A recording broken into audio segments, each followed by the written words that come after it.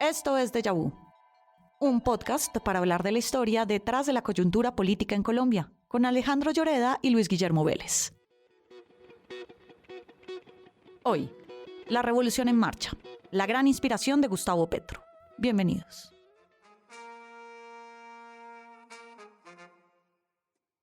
Bienvenidos a Déjà Vu, un podcast para analizar la coyuntura con el espejo retrovisor de 500 años de historia. Soy Luis Guillermo Vélez y Alejandro Lloreda. En nuestro primer episodio, que pueden encontrar en La Silla Vacía, miramos que Gustavo Petro no es el primer presidente de izquierda de la historia de Colombia y tenía antecedentes en el siglo XIX en la elección de José Hilario López y el periodo radical. En este segundo episodio vamos a enfocarnos en Alfonso López Pumarejo y la Revolución en Marcha. Y el día de hoy tenemos un invitado especial, es el profesor Álvaro Tirado Mejía, el gran experto del mundo mundial en Alfonso López Pumarejo. Bienvenido a nuestro podcast, Álvaro. Es un placer para nosotros y para los oyentes tenerte en esta discusión, en esta relación de Alfonso López Pumarejo a mediados de los años 30 del siglo pasado. Encantado de participar con ustedes. Me parece muy loable esta idea de propiciar debates sobre la historia de Colombia, algo que está haciendo mucha falta en la formación cívica de la población y mucha falta inclusive a sectores de clase dirigente, porque aplicar lo que se sabe no se puede hacer en abstracto, sino sobre condiciones reales. Álvaro, el presidente Gustavo Petro ha dicho en muchas ocasiones que este es el primer gobierno de izquierda de la historia de Colombia. Y uno revisa tu libro muy extenso, digamos, sobre el gobierno de Alfonso López Pumarejo, y pues solamente, digamos, el nombre que se le da a ese gobierno, la Revolución en Marcha, daría la idea de que esto no es así. ¿Es el gobierno de Gustavo Petro el primer gobierno de izquierda de Colombia? ¿Y cómo se clasificaría el gobierno de Alfonso López Pumarejo en ese contexto? No, yo creo que tal vez son exageraciones de campaña. En campaña se dicen muchas cosas que no se sustentan. Yo he oído que a partir de eso se ha presentado un debate donde no solamente el candidato Petro, sino otras personas, especialmente de sus seguidores, han hecho esta afirmación. Yo creo, quitándole el tinte político de inmediato, que no me interesa, sino como historiador, realmente yo creo que esa afirmación no tiene ningún sentido. En primer lugar, habría que ver, y hay que, si no definir, por lo menos ponernos de acuerdo en lo mínimo, y qué es la izquierda. Porque es que izquierdas hay muchas. Tal vez los que dicen esto es porque están anclados en una cosa nociva que afortunadamente empezó a superarse en el país, entre otras cosas con los acuerdos de paz. Y es pensar que solamente los que están en la lucha armada son izquierda y que entonces el que hace reformas sociales no se le valora en lo que es. Entonces, tal vez son reminiscencias pensando de que solamente la guerrilla o su producto es izquierda, ignorando lo que ha pasado en el país. Pero es que no solamente es la revolución en marcha sobre la cual vamos a conversar, sino que el país tiene muchos acontecimientos. Voy a citar uno, el que comandó Murillo Toro en el siglo XIX, que esa sí fue una revolución de verdad. Nada más, se abolió la esclavitud, se modificaron la propiedad con los resguardos, se creó el federalismo, se hizo una reforma tributaria tremenda acabando con la tributación que venía de la colonia, se acabaron los estancos de tabaco y esas formas arcaicas, se hizo una delimitación entre la iglesia y el Estado, se incorporaron nuevos sectores sociales, se les dio la ciudadanía a los exesclavos. Es decir, esa es una revolución. En ese momento no era de izquierda porque es que el problema no se llamaba así. Álvaro, pero López Pumarejo se describía como revolucionario sin ser marxista ni clasista. ¿Qué tan de izquierda era? Situémonos que eran los años 30. En los años 30 el liberalismo, los gobiernos liberales en el mundo estaban en de capa caída. Había dos fuerzas totalitarias que iban a tomarse la vida política del mundo. Por una parte, el fascismo. Mussolini para el año 34 ya llevaba 10 años en Italia. Hitler se toma el poder en el año 33. Vienen enseguida la guerra en España, el franquismo, el régimen portugués. Y por otro lado, el momento más violento de dictadura en la Unión Soviética con las purgas de Stalin y todo ese asunto. Entonces, en ese momento, ¿qué era ser de izquierda fundamentalmente? Oponerse al fascismo, manteniendo la democracia liberal. Y por supuesto, sin acudir a las formas totalitarias del comunismo soviético. ¿Y cómo se hacía eso? Las masas estaban descontentas con razón, porque había nuevos problemas sociales. Pero entonces, en Colombia, las luchas sociales en el siglo XX fueron muy violentas, la matanza en las banaderas, las huelgas en los ferrocarriles, en las petroleras. ¿Por qué? Porque el régimen era muy arcaico, el régimen conservador. Y en vez de abrirse a esas nuevas situaciones, lo que hacía era acudir a una forma autoritaria. Era ilegal tener un sindicato, era ilegal hacer una huelga, se reprimían posiciones distintas. Lo que hubo fue un cambio que se inicia en el Partido Liberal, en la Convención de Ibagué en el 22, y a partir de los años 30 hay un cambio político, y eso, que hasta el momento se llamaba subversivo, se incorpora socialmente. Y ese es el quid de la revolución en marcha. Y entonces, ¿por qué era de izquierda? Pues era de izquierda porque en vez de reprimir a un sindicalista, porque se afiliaba a un sindicato, se reconocía que eso era legal. En vez de echarle bala a unos campesinos que tenían unos problemas con terratenientes que no tenían títulos claros, se hace una ley agraria, la ley 200 del 36, sobre la cual podemos hablar. En el ámbito internacional, en vez de alinearse con Mussolini, el país se alinea con las democracias frente al totalitarismo. En cuanto a la educación, en vez de tener una educación arcaica y una educación que no era laica, realmente se alinea el país con una postura moderna. Esos son los síntomas de lo que se llamaba izquierda en ese momento. Álvaro, pero antes de entrar en las reformas, cuéntanos un poco quién era Alfonso López. Él venía de ser un banquero educado en Inglaterra. Era el hijo de uno de los grandes banqueros de la época, de Pedro A. López, el dueño del Banco López, que era algo así como el Luis Carlos Sarmiento de la época. Todo esto, ¿cómo influyó en la personalidad de López Pumarejo? Evidentemente, López Pumarejo era hijo de uno de los capitalistas más grandes del país, Pedro A. López. Tenían banco, tenía exportación de café. Por una parte estaba el señor Pumarejo, oligarca, terrateniente, y por otra estaba el señor López, jefe de los artesanos. Y de allí derivaban, digamos, esa dualidad de López. Si bien, por una parte, era un hombre de modales exquisitos, de un trato de mundo de clase alta, por otra parte, con un pensamiento realmente de sensibilidad de tipo social, que eso es lo que lo caracteriza y lo vuelve de izquierda. Otra cosa, que López Pumarejo tuvo una educación muy superior a la del conjunto de la dirigencia colombiana, porque él se formó en el exterior desde muy joven. Entre otras cosas, hablaba el inglés perfectamente y eso le sirvió mucho para su aspecto diplomático en Naciones Unidas y en la vida internacional. Y allá vio los cambios que había en Europa en ese momento.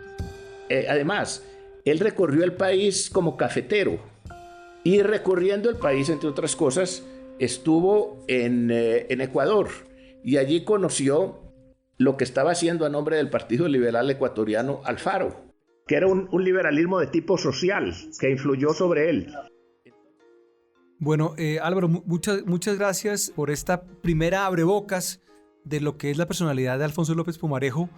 Vamos a tomar una pequeña pausa en nuestra relación de esa revolución en marcha para volver a hablar ahora sí de esas reformas que hace López en una cantidad impresionante de temas, de sectores, y se abren muy rápido, de una manera muy profunda, y que pues hacen que este sea realmente reconocido como ya no diríamos que ni el primero, sino el segundo gran gobierno progresista de la historia de Colombia.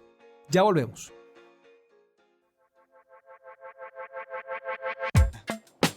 Hola, soy Juanita León, directora de La Silla Vacía. Decidimos reflexionar sobre los próximos 10 años con quienes lo han pensado. En un país que vive anclado en sus lastres del pasado, nos pareció que era una buena excusa para pensar en el largo plazo. Los invito a que se suscriban a nuestro podcast El Futuro del Futuro, donde trataremos de anticipar cómo cambiará el mundo en el que vivimos. Bienvenidos.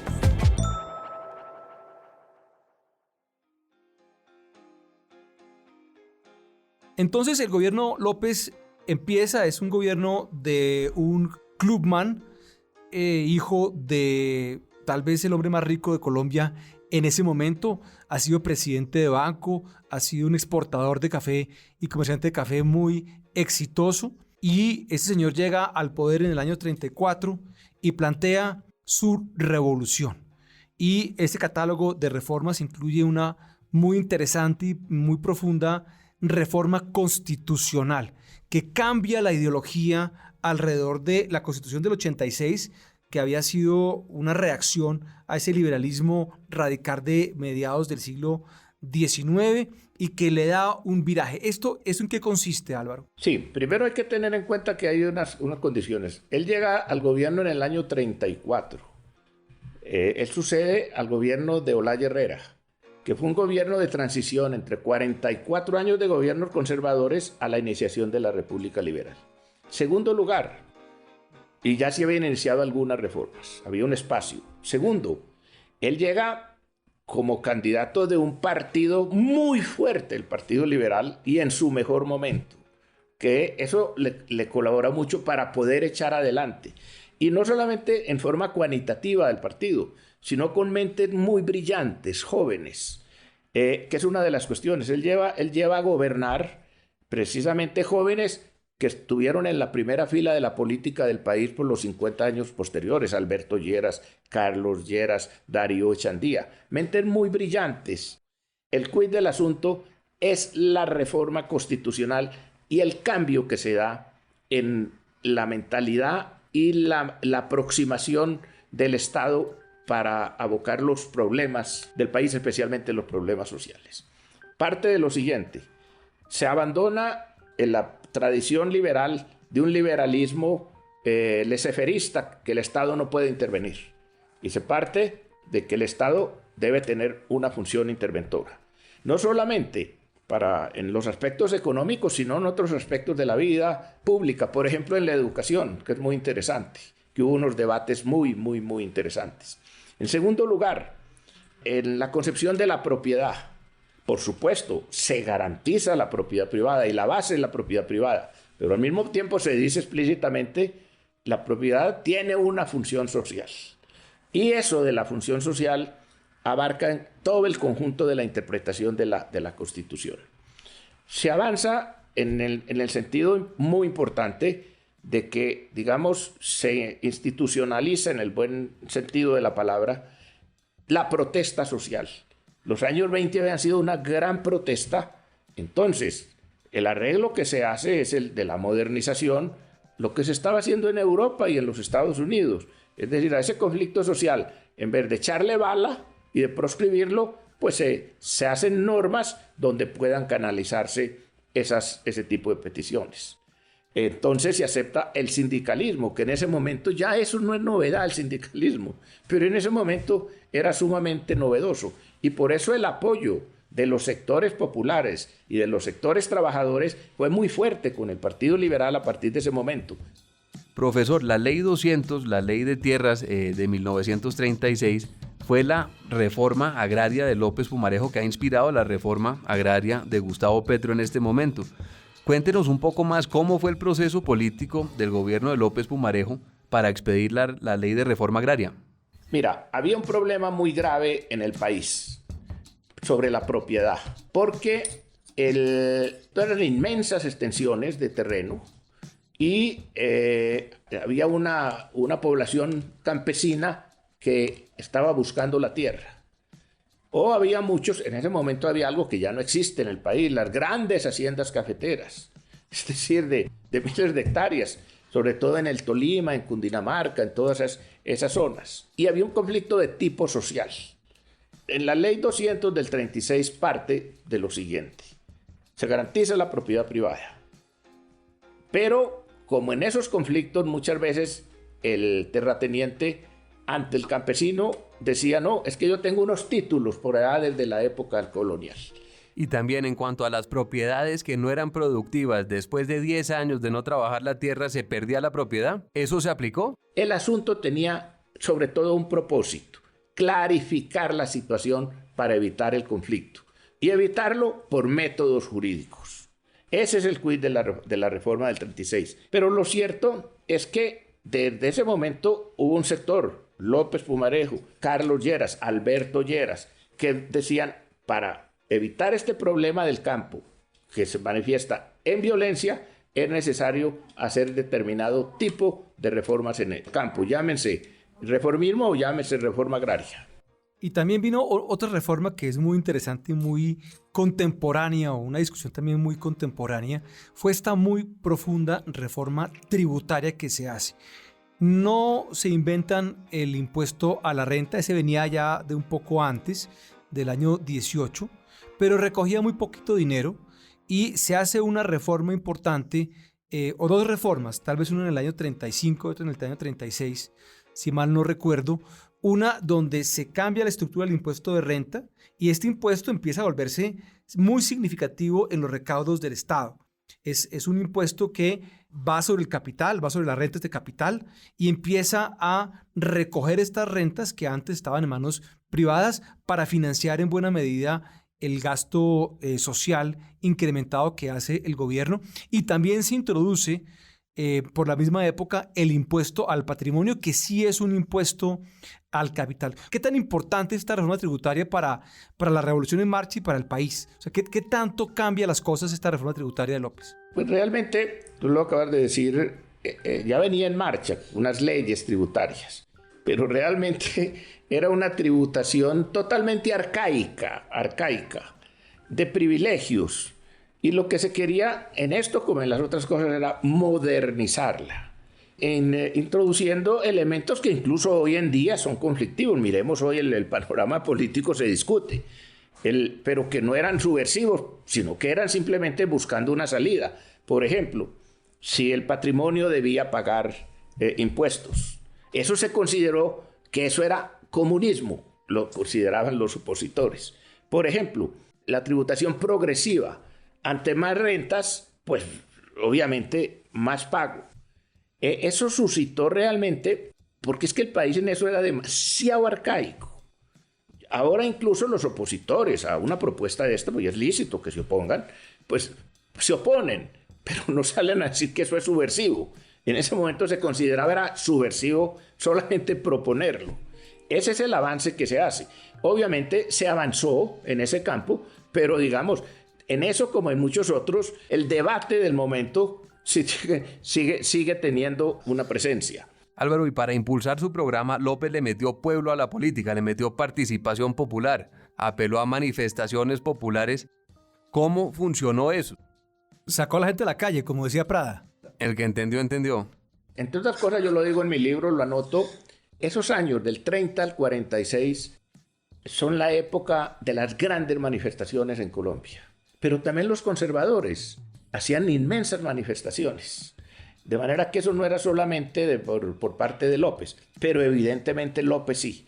Es decir, porque sobre todo el sector trabajador asalariado, proletario, digamos, realmente le dio un inmenso apoyo a López porque en su gobierno, él y sus ministros y sus parlamentarios, que fueron muy importantes, legalizaron esa situación. Y evidentemente hubo un apoyo de las masas, pero también, por ejemplo, como tengo un capítulo en mi libro, el Partido Conservador le organizó en Medellín un congreso eucarístico, donde trajeron cardenales y el arzobispo de Bogotá. Yo existe un artículo en El Tiempo, recuerdo en esa época, decía, la primera vez que el Santísimo viajó en avión, se llevó desde la hostia, desde Medellín, desde Bogotá a Medellín, el cáliz, para el arzobispo Gómez, ¿qué era? Arbeláez. Y eso incluso se consideró sacrílego, porque en ese momento la aviación se podía caer el avión muy fácil.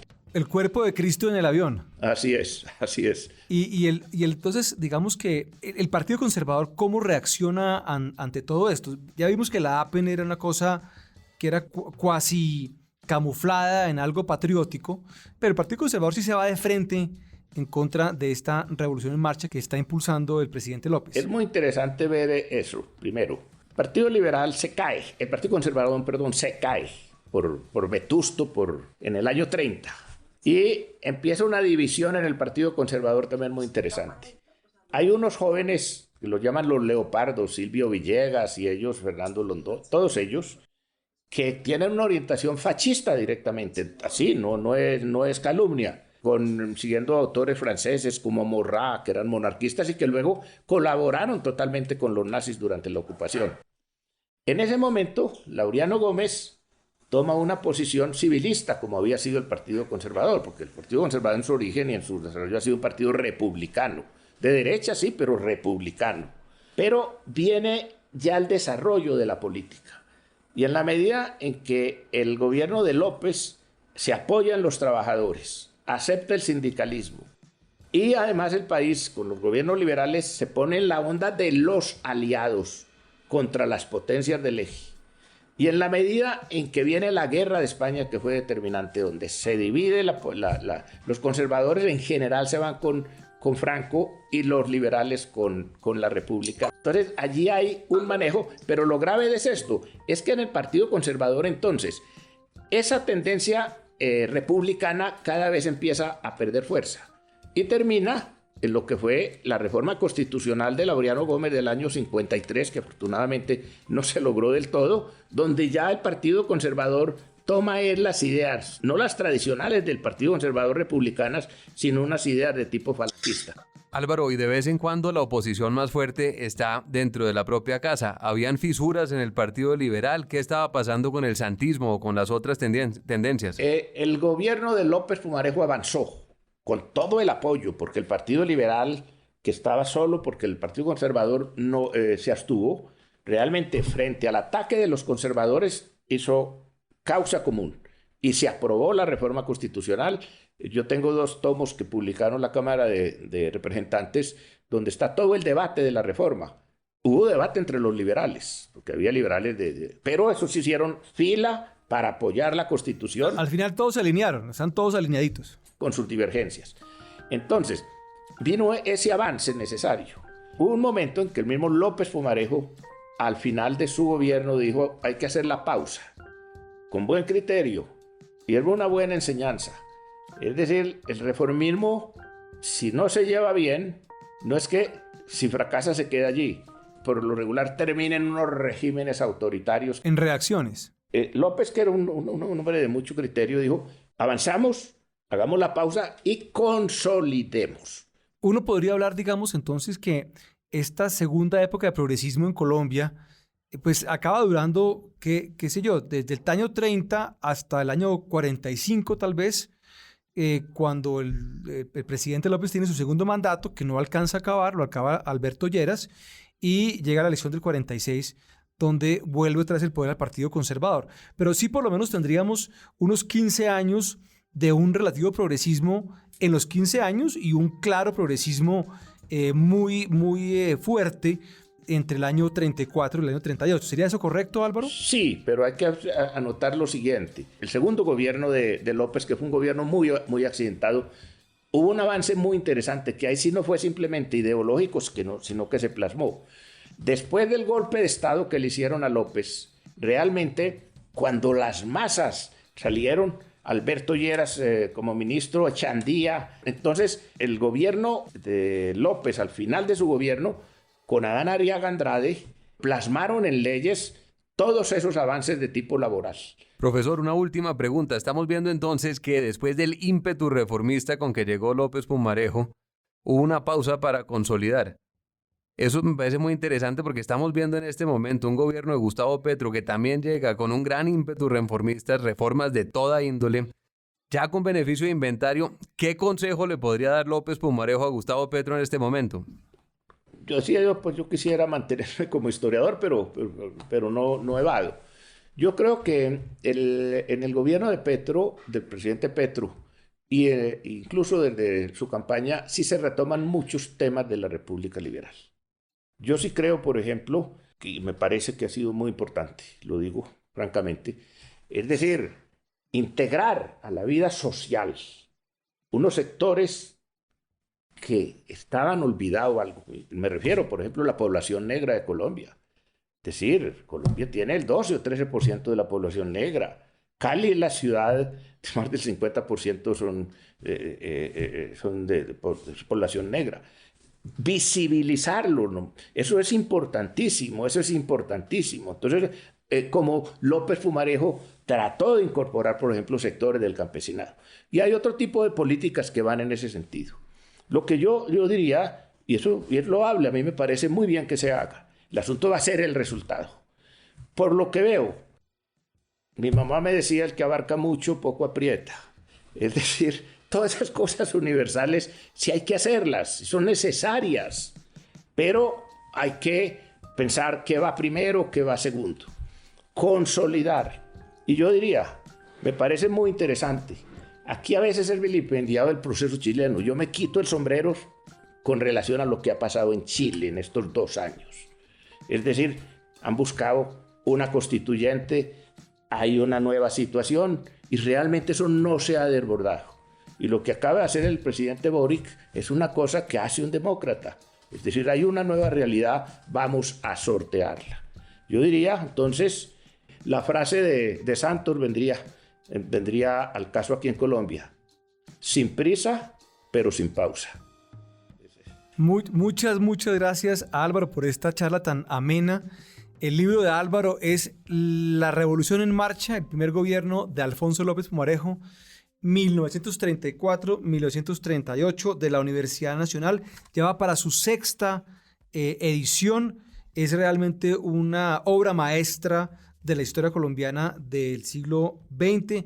Hay que tenerlo, hay que leerlo, y sobre todo porque esta coyuntura actual nos asemeja mucho, nos trae muchos paralelos con lo que ocurrió durante ese mandato hace ya, pues, ¿qué serán? 80, casi 100 años, ¿no? 90 años desde que Alfonso López Pumarejo decidió modernizar al país en ese todavía bucólico siglo XX colombiano. Álvaro, muchas gracias a todos los oyentes. Profesor, muchas gracias y esperamos volverlo a tener acá como invitado en el podcast Déjà Vu en La Silla Vacía. Encantado, y de nuevo felicitaciones por este tipo de programas que son necesarios. Y les recordamos que en el próximo episodio vamos a hablar de impuestos y reformas tributarias. Todas las reformas tributarias se venden como históricas. Vamos a ver qué tan cierto es esto. Nos vemos la próxima. Muchas gracias. Hasta luego. Déjà Vu es un producto de La Silla Podcast. Grabado en los estudios de La Silla Vacía. Escrito y dirigido por Luis Guillermo Vélez y Alejandro Lloreda. Producido y mezclado por Fernando Cruz y la coordinación de Tatiana Duque. Cada 15 días, un nuevo episodio en su plataforma preferida. Gracias por escuchar.